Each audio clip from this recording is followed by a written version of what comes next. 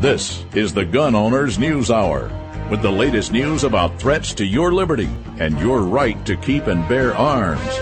Our host is Larry Pratt, Executive Director of Gun Owners of America. Our guests include elected and other public officials, journalists, citizen activists, and others who are fighting for the Bill of Rights, especially the Second Amendment. The Gun Owners News Hour covers a broad range of constitutional issues, particularly the debate over private ownership of firearms. Remember, the issue is not just about gun control, it's about control. Now, here's your host, Larry Pratt. I so appreciate what the announcer says when he leads in for our program. It's not just about gun control, it's about control. Arrogance of people in power in the ruling class that assume that we're around just to be ruled by them, and of course they find it rather inconvenient that we might have a gun.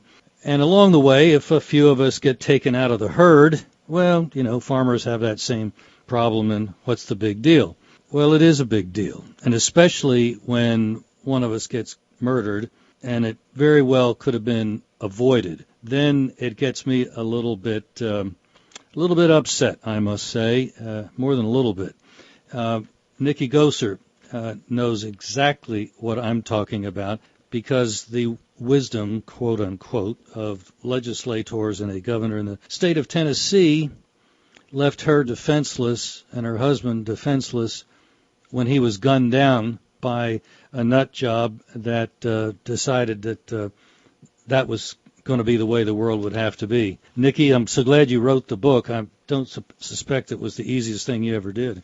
Thanks for having me on, Larry. I appreciate it. And, the book was a little difficult to write, but I felt like it was important. It is. It's very important. And I think particularly if we can get people in power or those who we might be able to approach and tell about your story, for them to assume that somehow society is better off when we can't protect ourselves. What happened to you and your husband that night, what happened to the children and teachers at the school in Connecticut back in December, those things are just going to keep on happening because laws are on the books that say you and I are better off being defenseless. Obviously, that's not true, and it kind of blows my mind that somehow murder after murder that could well have been avoided gets repeated after time, and it's very difficult to get that message through. Now, apparently, you were able to get the message through to the Tennessee legislature. It's just a big shame that it took something so horrible as the murder of your husband while you're standing right there to get that point across. Stay tuned for more of the Gun Owners News Hour, the program that bears the raw truth about the battle over who controls the guns, the people or the government. My guest today is Nikki Gosser. She's written a book called Denied a Chance. And the chance that was denied was the chance to protect oneself with a firearm because some arrogant, elitist, ruling class types in Tennessee had decided that common people shouldn't be allowed loose to run around on the streets wherever with a gun. Well, that arguably cost her a husband and cost him his life.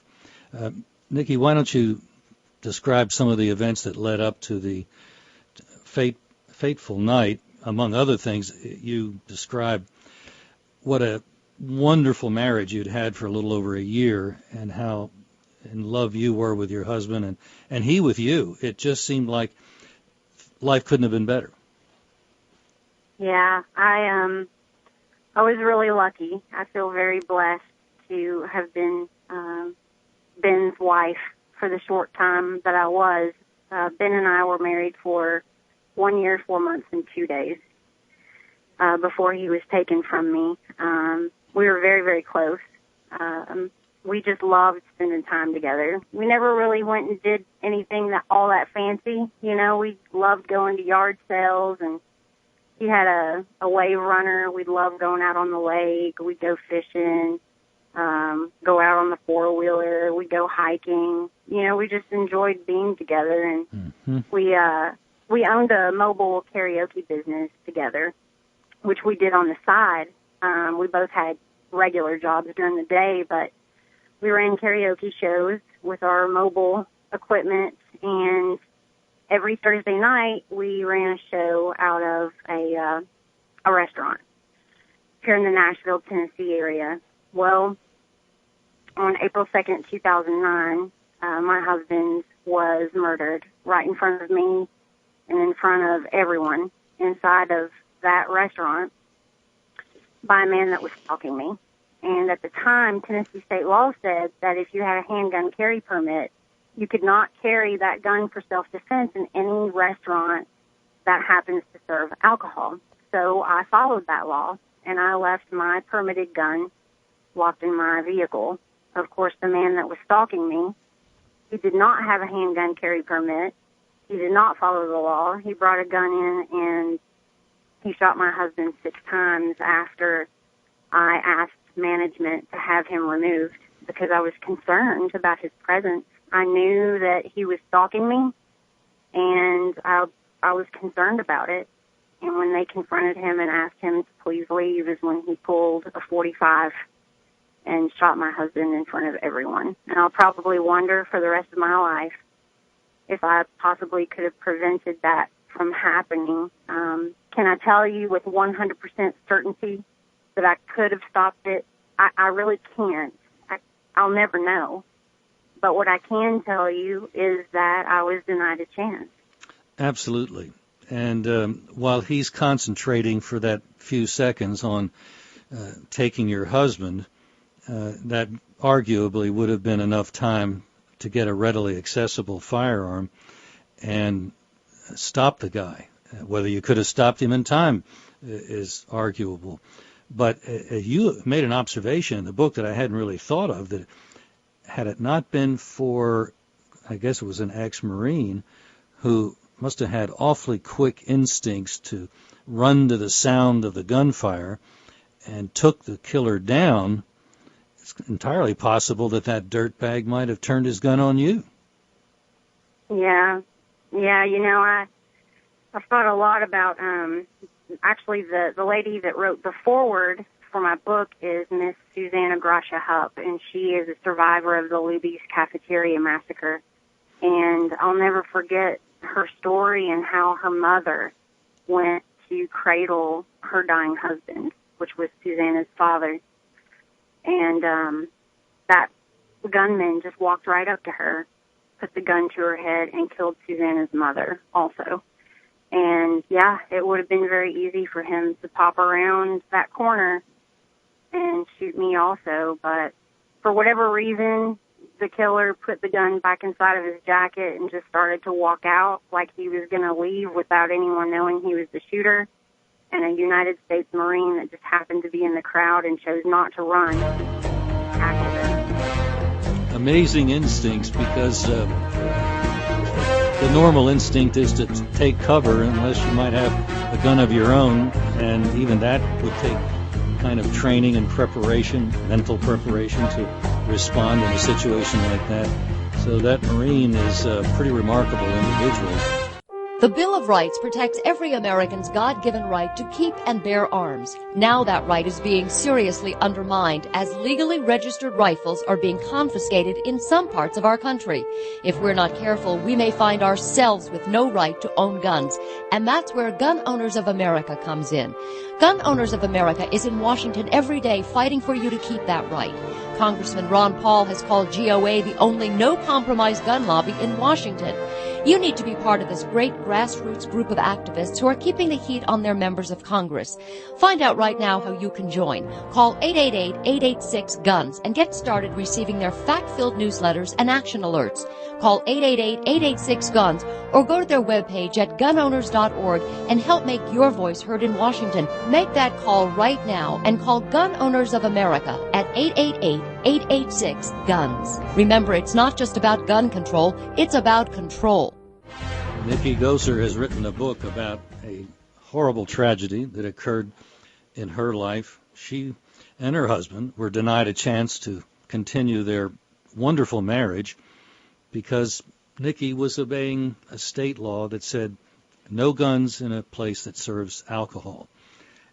By the way, Virginia and I guess a lot of other states have had similar laws, and happily some of those are being taken off the books, and in part because you've been able to argue so convincingly that those are lethal laws. But that last day that you and Ben had together, it was very poignant the way you described it, that just providentially you had decided to not go to work and spend time working with your husband, and how precious that decision was. Yes, yeah.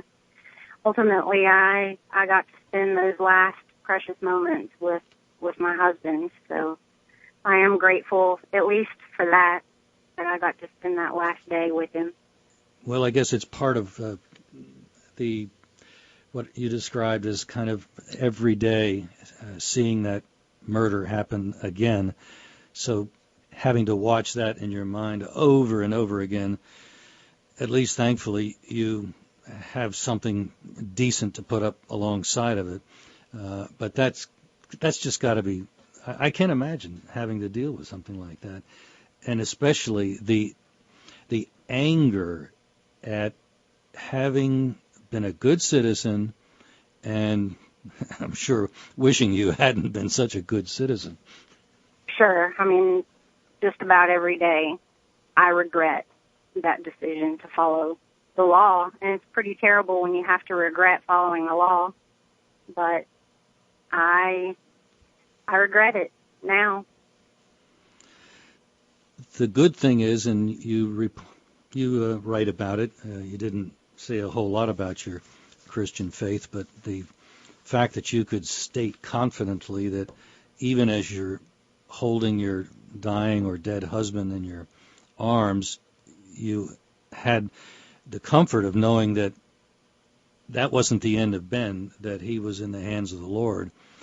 And that's got to be just a huge difference compared to somebody who couldn't make that statement.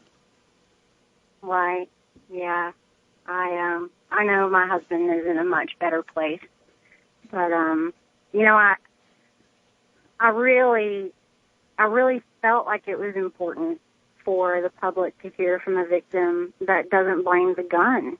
So oftentimes we see victims on the news media and they blame the gun, and the media is so biased. I felt like it was important for people to hear from someone like me. The book actually started out as a diary. It was just a way for me to deal with the grief and trauma and loss. And after a while, I kind of looked at it and I thought, gosh, this is kind of grown. And I wonder if this could help some people out there who may have gone through something traumatic, anything traumatic. And perhaps this can educate some people. But it's not just a pro-gun book. It is about grief, trauma, and loss, and mentally what you go through witnessing something like that. It's about love. It's about some of the post-traumatic stress that I went through after all of that. And it's about dealing with the criminal justice system. And I'm here to tell you that it's not a justice system. It's just a system.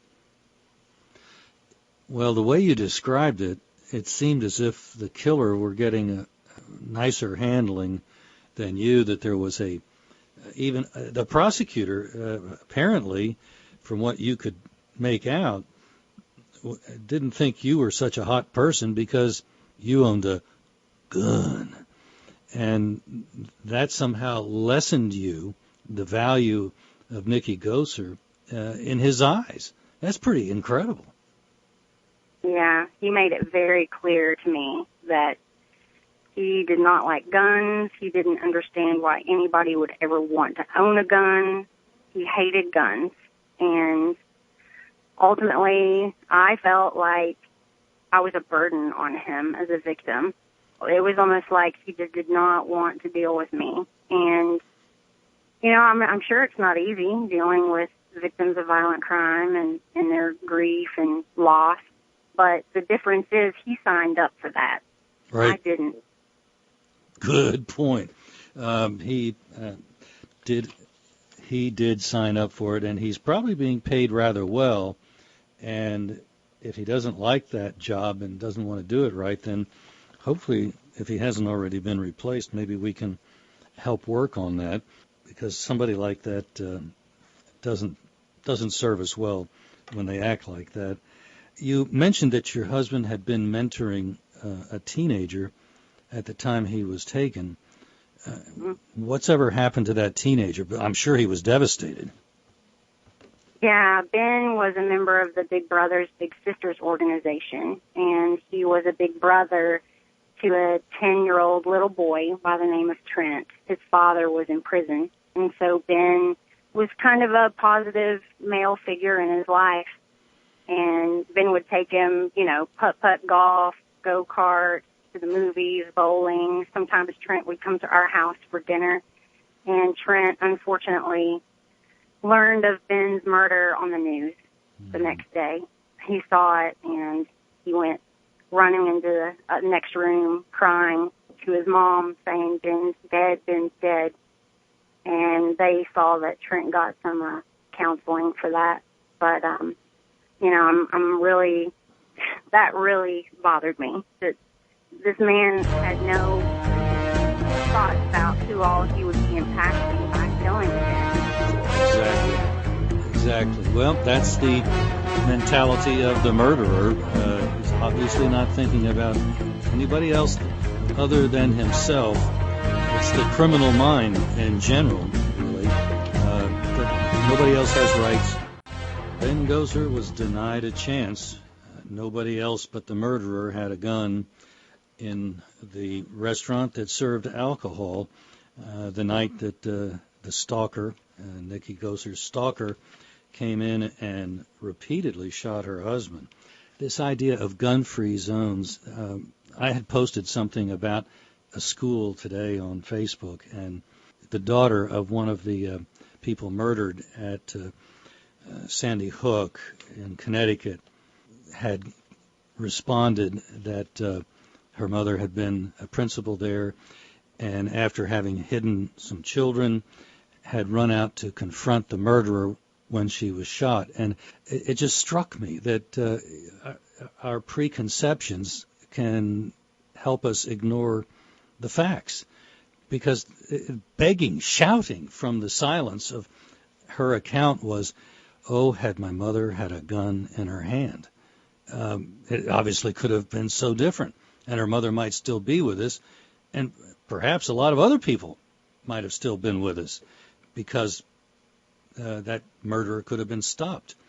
And you've already made the point that had it not been for the bravery of that Marine tackling the shooter, other people might have been dead that night, even yourself. That's something that doesn't seem to get through, that guns save lives. There's such a phobia in the minds of some people about guns that, I don't know, even an experience like yours and the testimony that you give, I'm sure you've experienced it many times already, that people just say, yeah, but if there hadn't been a gun, it wouldn't have happened. Right. Yeah. I don't know. Have you developed any ways of getting through that? That it's like a mental prison that these folks. Well, I think we have seen on the news recently that evil will find a way. In London, it was done with a butcher knife to a British soldier in the middle of the street. Evil will find a way. Yeah, good point. That's what we're dealing with, obviously, is the heart of the man. You, it was kind of eye-popping for me. I was reading along, and you were talking about your counselor that was helping you deal with your grief, and you finally brought up the discussion about, is it, I haven't seen any posting. Is there any policy about not having a gun here in this building where you're counseling me? And the counselor, about Well, not, I guess, about. Counselor did lose it. Yeah, she, the first day of counseling, I poured my heart and soul out to her about what had happened to my husband and I, but I didn't talk to her about having to leave my legal gun in the car until my second counseling session. When I came in, I proceeded to tell her about this and how frustrated I was and how guilty I felt. And she just looked at me and said, well, do you have a gun with you right now? And I said, well, of course I do. I've got a permit to carry, and it's concealed in my purse, yes. There are no signs up that say I can't carry here. And she just went off. She said, you can't have a gun in here. And I reached in my purse to get my wallet, to pull out my permit. She's going to shoot me. Yeah, and she just was like, oh, my God, don't take your gun out. Don't take your gun out. And I'm like, ma'am, calm down. I'm not going to touch my gun. I'm just showing you my permit. She said, well, you just can't have a gun in here. Our rules are no guns. And I said, okay, well, you don't have a posting. So obviously I didn't know that. Now I feel very odd. And I said, quite frankly, I'm not doing this. I said, I'm leaving.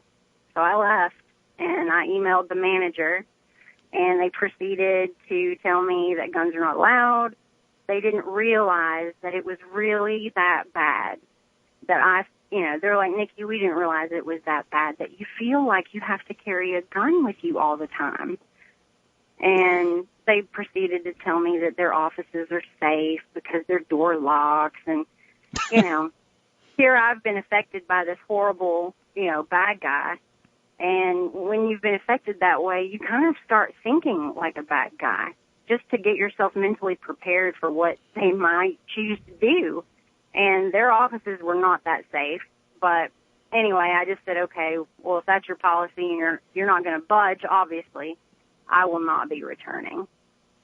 So I would hope that your experience would actually open some eyes so that people would realize that, this Nikki Goser, she wasn't doing anything on the edge. She wasn't in any place that's, obviously a bad part of town or whatever it might be. This is where people are all the time, and generally nothing happens. It's generally a safe place, but all of a sudden it wasn't a safe place. Maybe bad guys can strike anywhere. Maybe I ought to learn from Nikki Goser's experience. But instead, a visceral emotion that overcomes any reason takes over, and it's sad that there's nothing that will get it across, not even an experience as dreadful as yours, that maybe waiting for how long did you say in the book it took the cops to get there? 3 minutes? Yeah, I've been told that within 3 minutes of the 911 call, they arrived. And, when it's happening to yourself or your loved one, it seems like an eternity. Well, and I don't know how long it took this dirtbag to fire 6 rounds, but probably not very long. And then he would have had plenty of time to turn on you. Let's give him 30 seconds. Who knows how long it was. That would have been 2.5 minutes left to take you down and lots of other people and change magazines, and probably nobody, would have known quite what to do. Maybe that Marine would have had the presence of mind to strike during a change of magazine. He struck even before that, as it turned out. But, a lot of stuff could have happened had that guy not responded the way he did. Because I imagine everybody else was looking for cover and was not thinking of attack. Right. People were running up under pool tables and tables. People were running out of the building. It was just complete chaos. That, he may have done that instinctively, but my guess is that was helped along by training, because that's what soldiers are specifically trained to do, to move to the sound of the battle. But that's not a normal human instinct, much less if you don't have equivalent force to use when you get to the scene of the battle, the scene of the crime. Right. The guy that's talking to you right now would not instinctively have made that move because I'm older, I haven't had that training, and I would have probably been looking for the door, I'll tell you the truth, unless I'd have had something with me in spite of the law. Right. Yeah. Ultimately, I talk in the book also about having to wait for the trial. It took a little over 3 years for this case to even go to trial, and they tried to prosecute him for first-degree premeditated murder, but it was ultimately dropped second degree, which in Tennessee is only 15 to 25 years. He got 23 years, no parole. He has to serve it at 100%, but he's already served 4. So this man is actually going to walk free amongst all of us one day here in about 19 years. I didn't learn until after my husband's death, the day after the news picked up on a blog that he wrote online the day before he murdered Ben that said, "Predator versus prey. I know who you are. Run. Where will you work where I can't find you? At home, at dinner, in your sleep, every waking moment. You really pissed me off now. You're forever unforgiven." And then when they searched his truck that night, they found 2 more guns, a shotgun and a rifle, ammunition, a baseball bat, binoculars, gloves, rope, and a knife. Now you tell me that's not premeditated. Uh-huh. I guess it's easier for the prosecutor to do that, and I've heard of so many other cases where the victim is told, well, let's do this the easy way. Well, the easy way means let's just get some sort of a lighter sentence and some kind of arrangement, a deal. But that's not so easy for the victim. And as you say, that the victim kind of gets lost in a shuffle in our system. If you know anybody that is kind of on the fence and think, well, I don't think I need a gun. I don't go into tough places. I don't know that I'd want to carry a gun. I don't know if I want all that responsibility. I suggest that you get them denied a chance. Nikki Gosser's account of what happened to her that horrible night back in 2009, and all of the things that she's gone through since then, that hopefully would turn some minds. Obviously, not everybody's going to agree. We've already discussed how some people are just stuck on being defenseless as a good idea. But I think there are people that can be persuaded. And, Nikki, your book, I'm hopeful, Denied a Chance, is something that might just bring folks around. I don't know, perhaps you've already had the satisfaction of hearing from somebody that has had just that change of heart. Yeah, actually, I had a friend who was anti-gun, and she has now come around, and she has a gun now. So, Great. That makes a difference to me. I feel like there are people out there that perhaps are listening, and they understand now. Excellent. That is good to hear. You brought up a subject that even some gun owners, I believe, struggle with, and that's the idea, well, guns and booze don't mix. And right. And I've never advocated for that. But I can tell you that there are some states in the U.S.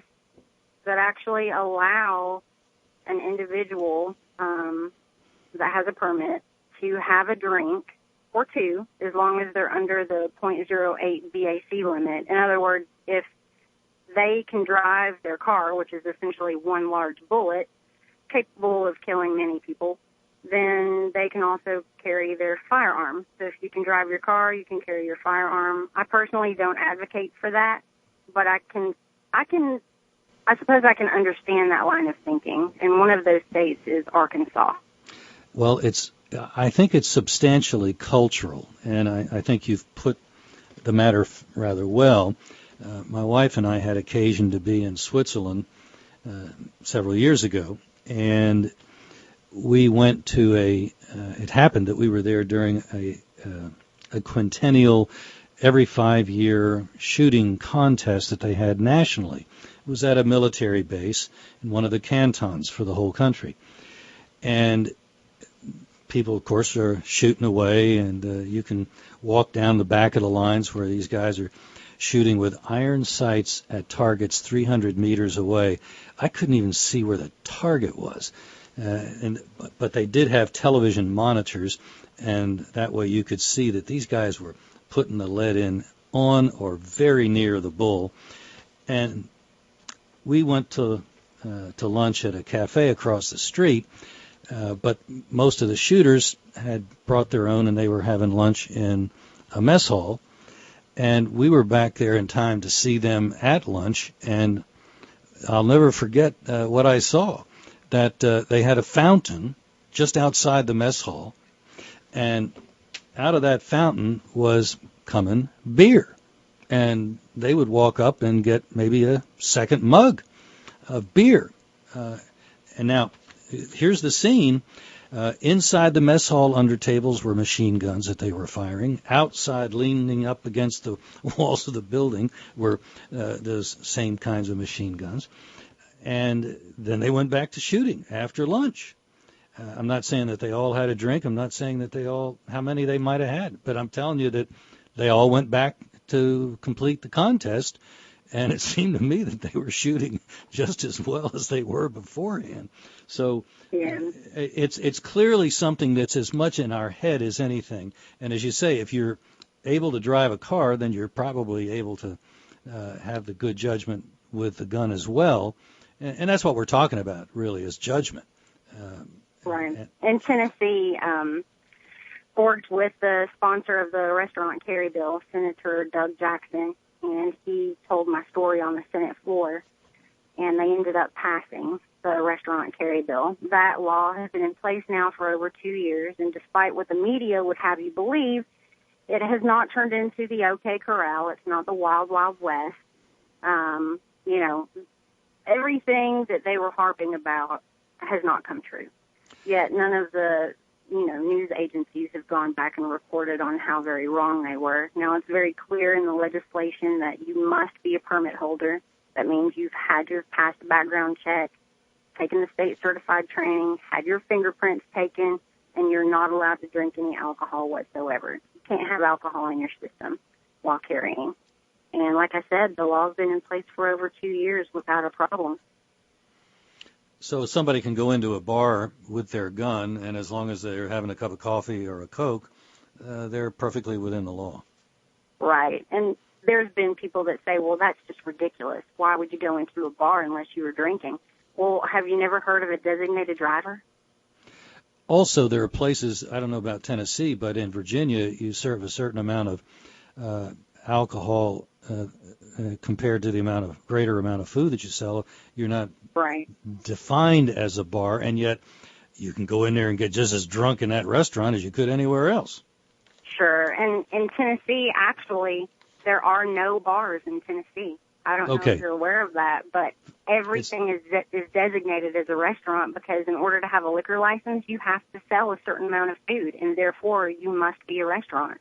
Same kind of law in Virginia then, and perhaps in some other states as well. One of the things that I guess my reaction was, so what else is new? You have experienced that when you are talking to the media and you see their coverage, they might have something very poignant about you and about Ben, but they'll never say something that they'll never repeat you saying anything like, oh, had I had a gun that day. Yeah. They just can't bring themselves to include that, and somehow that's not censorship. Yeah. I think most of the media has at least attempted to be somewhat fair and balanced. I've actually been kind of surprised with how they deal with me. Most of them have been pretty balanced, but I let them know ahead of time. This is important, and I feel like the public needs to hear this. And most of them have been pretty fair with me. They may be a little bit more on the anti-gun side, but they at least give my point of view. Well, you've earned their respect in a horrible fashion, so I'm glad that most of them are not at least treating you badly. But I can see them kind of ignoring some of your more the less personal statements when you talk about the Second Amendment and things like that. You're a problem for them, let's face it.